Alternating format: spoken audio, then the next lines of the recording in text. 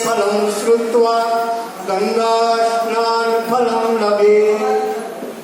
आज कार्तिक मास के कृष्ण पक्ष की चौथ नाम की तिथि, बुधवार, मृगशिरा नाम का नक्षत्र, शिव नाम का योग, भव नाम का कर्ण और मिथुन राशि पर भगवान चंद्रमा इस प्रकार से पंचांग श्रवण हुआ। करवा चौथ का व्रत आज ही है। कार्तिक मास मातम के कृष्ण पक्ष की चौथ को ये करक चतुर्थी व्रत होता है। ये व्रत अति प्राचीन है। इसका प्रचलन महाभारत से भी पूर्व का है। ये व्रत सौभाग्यवती महिलाओं के लिए उत्तम माना गया है। सामान्य मान्यता के अनुसार स्वामिनी इस व्रत को अपने पति की दीर्घायु के लिए रखती है। कहा जाता है इसे पांडवों की पत्नी द्रौपदी ने भी व्रत किया। ये व्रत कार्तिक कृष्ण पक्ष को चंद्रोदय यानी चंद्रमा के उदय चतुर्थी में किया जाता है। कार्तिक मास के कृष्ण पक्ष की चतुर्थी को करवा चौथ कहते हैं। और ये व्रत जो है रात्रि को जब भगवान चंद्रमा का उदय हो तो उसे अर्घ्य दे करके इसके बाद प्रसाद यानी भोजन करना चाहिए। एक साहूकार था जिसके 7 बेटे और 1 बेटी, 7 भाई और 1 बहन साथ में बैठ करके सदैव भोजन करते। एक दिन कार्तिक की चौथ का व्रत आया तो भाई कहने लगा बहन आओ भोजन करें। जब बहन ने कहा कि चांद उगने तक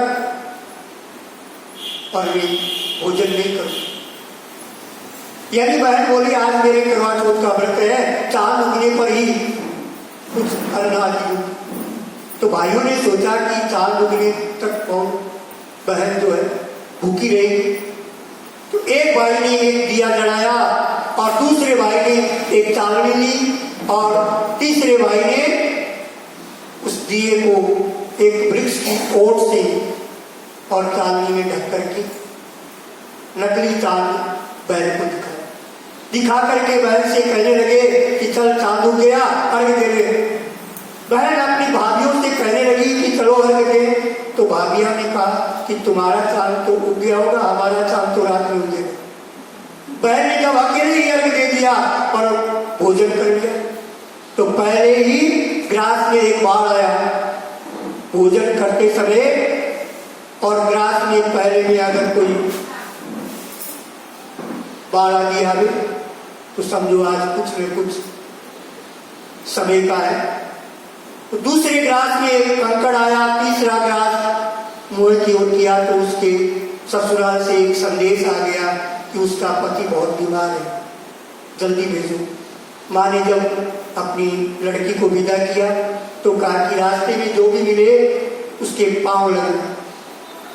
जब लड़की को विदा किया तो कहा रास्ते में जो पहले सामने मिल जाए उसको प्रणाम कर लेना, कोई स्वास्थ्य आशीर्वाद दे तो उसको पल्ले में गांठ बांध लेना,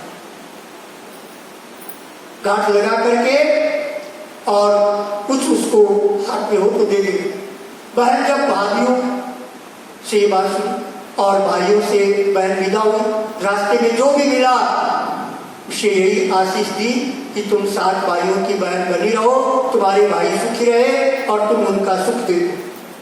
स्वार्थ आशीष किसी ने भी नहीं दिया। अब जब वह ससुराल पहुंची तो दरवाजे पर उसकी छोटी ननद खड़ी थी। वह उसके भी पाव लगी तो उसने कहा स्वागत रहो, सपूती हो। उसने ये करके पल्ले में गांठ बांध ली और ननद को एक सोने का सिक्का दे दिया। जब भीतर गई तो उसकी सासू ने कहा कि पति धरती पर पड़ा है, तो वह उसके पास जाकर के उसकी सेवा करने के लिए बैठ गई। बाद में सासू ने दासी के हाथ बची कुची सूखी रोटी भेज दी और इस प्रकार से समय बीते बीते मृगशिरा नक्षत्र जो है ये पहले करवा करवा ले भाइयों की तैयारी नहीं, करवा का चौथ ये होता है और इसमें करवे बनाए जाते हैं। लेकिन जब इसे चौथ माता नहीं दिखलाएगी तो वह बोली, ये माता जी आपने मुझे और कहा आप ही मेरा उद्धार करोगी, आपको मेरा सुहाग देना पड़ेगा। तो चौथ माता ने बताया कि पौष मास की चौथ आवेगी, वह मेरे से भी बड़ी है, उससे ही, और सब कहना वही तुम्हारा सुहाग वापस देगी। पौष की चौथ चली आई, माघ की चली आई, फागुन की चली आई, चैत वैशाख जेठ आषाढ़ और श्रावण भादो सभी चौथ आई और यही कह करके चली गई आने वाली और आपको सुहाग देगी। आश्विन आशोज की चौथ आई तो उसने बताया कि तुम कार्तिक की चौथ को करना, वह तुमसे नाराज है, उसने तुम्हारा सुहाग लिया है और वही वापिस कर सकती है। वही चौथ जब आवेगी तो पांव पकड़ करके विनती करना, ये बता करके वहां से वह चौथ आगे चली गई। अब धीरे धीरे जब कार्तिक की चौथ आई तो वह गुस्से में आकर के बोली, भाइयों की प्यारी करवा ले, दिन में चांद उगाने वाली, व्रत खंडन करने वाली, यानी सारी बात उसने कह दी।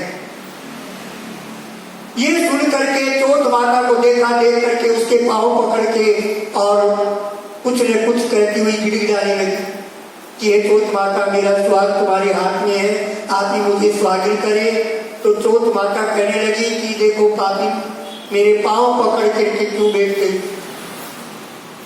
तब वह कहने लगी कि जो मुझसे भूल हुई है उस भूल को क्षमा करो, अब भूल नहीं करोगे।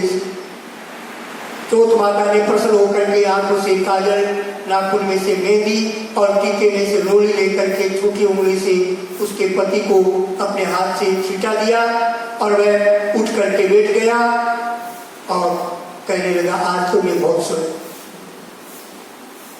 अब उसने कहा, क्या सोई, मुझे तो 12 महीने हो गए। जब जाकर के चौथ माता ने मेरा सुहाग वापिस लौटाया है तो उसने कहा, जल्दी से माता का पूजन करो। चौथ की कहानी सुनी, करवा का पूजन किया, प्रसाद लिया और दोनों पत्नी पत्नी